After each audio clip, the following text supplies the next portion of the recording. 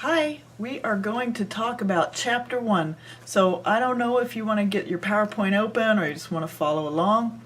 I'll split this video into two parts. I don't like any one video to get super long. Alright, so here we are, starting off with governmental accounting. This first chapter is a nice overview of why we keep these kinds of records that we keep for governmental entities. It's the same idea, roughly, as for a business, except these entities we're going to talk about in this class don't have that profit motive. So if you keep in mind what they do, why they do this way, I think it'll help you keep the way the reporting goes a little more organized in your head, because it can get to be a lot with all these different funds and things. So if you just keep in mind what's the point of a city, what's the point of a university, what's the point of a hospital, right? These not-for-profits. I think that'll help you, and as you think about, okay, well, how are they different, I think that'll help you too. And that's sort of what this first chapter is getting into. So we're going to be talking about governments, and not just the US, although there's our flag, and all kinds of not-for-profits. All right, so what are we going to learn in this chapter? Well, we're going to get an overview of financial reporting for non-business entities. So what do we report out? It's similar to your balance sheet and income statement, but it's pretty different too. What's the difference between private and public sector? What are the sources for the rules for accounting for governmental and not-for-profit? And we'll start learning about the funds.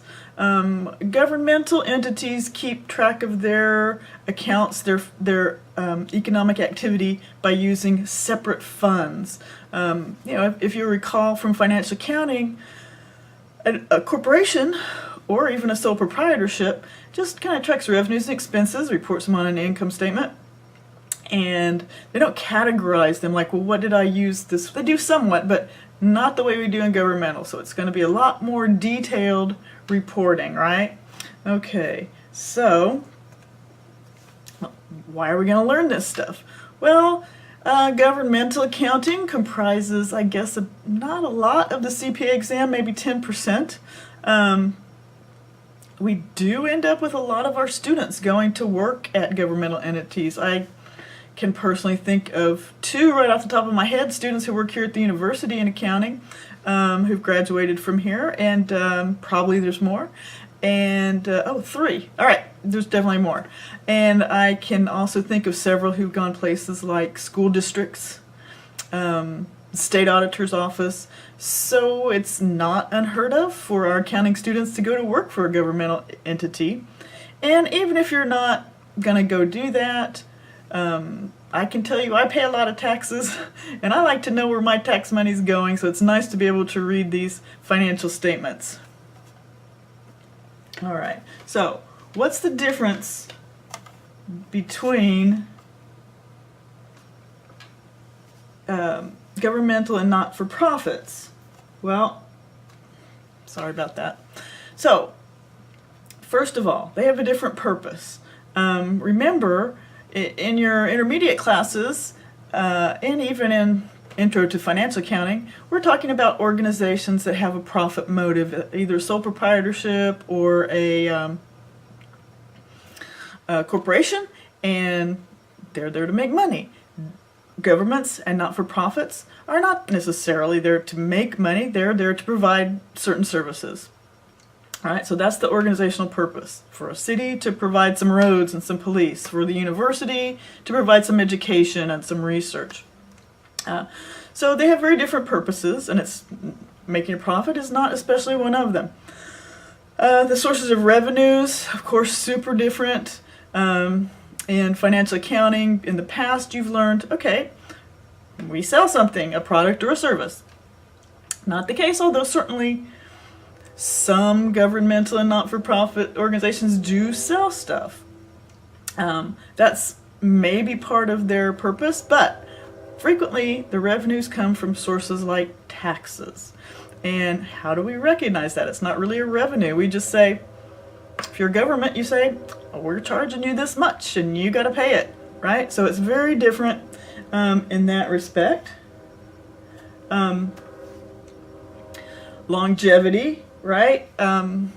Cities last forever for the most part. Universities, you know, these governmental entities don't shut down that much, right? Sometimes you have a governmental entity that doesn't last that long, so you have some utility district and it's taken over by the city or something. But by and large, you know, San Antonio's on its 300th year, so they tend to last, and therefore the focus becomes very different for the financial information people want. The stakeholders are different, right? So for a sole proprietorship, the owner's there to make money for themselves. For a corporation, of course, the stockholders are interested in the profits. And with a governmental entity, the people who pay the taxes want to know what you're doing with their tax money. And are they getting the services they want, right? Are the police there when they call? So there's a very different relationship. People have the right to demand things from government, and all they have the right for with a corporation is to buy their services or not.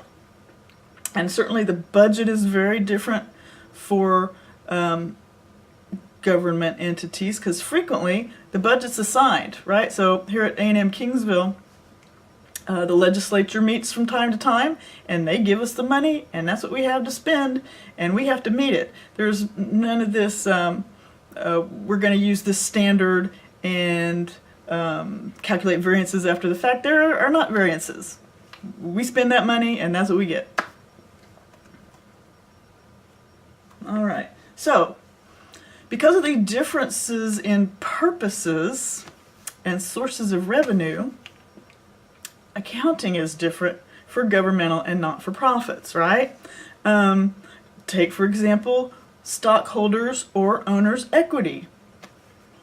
There's not stockholders, there's not owners. So if you take assets minus liabilities, the difference is not equity, it doesn't belong to anybody. Budget compliance may be as important or more important than income. How do we recognize revenue? There's not a transaction, right? I'm Clayburgh County. I say we're declaring this tax. People have to pay it. Is it revenue when I declare it? Is it revenue when they pay it to me? Or something in between. Reports have to reflect the existence of restrictions. So at a corporation, if I'm the CEO and I say I want to use all our cash to repurchase our stock or move the company headquarters or buy a different corporation and bring it in our fold, that's up to me. I use the cash how I want. But with governmental entities, there are restrictions on how funds are used. That's why we keep what we call fund accounting, and you'll see this as we go along. So there's restrictions, right? So here at the university, for example, funds set aside for building a building cannot be used to pay a professor's salary. That's just how it is. And that's how it is. So we have to recognize these restrictions on resources. And non-financial performance measures are actually pretty important. If you think about all your financial accounting classes, maybe some of you have already taken financial statement analysis. You understand that we take these measures reported on the financial statements and examine them, compare them across time. Did we make more profit this year than last year? Do we have more assets this year than last year? Do we have a better gross profit margin than the competitor?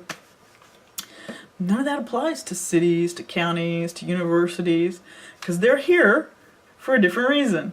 Right? So the non-financial performance measures, things like how many clients did we serve, how many roads did we build, how much did we lower crime, how many students did we graduate. Non-financial performance measures are actually pretty important to some of these entities. Alright, so we're going to stop right there with this first video, and we'll continue on with who set these governmental standards.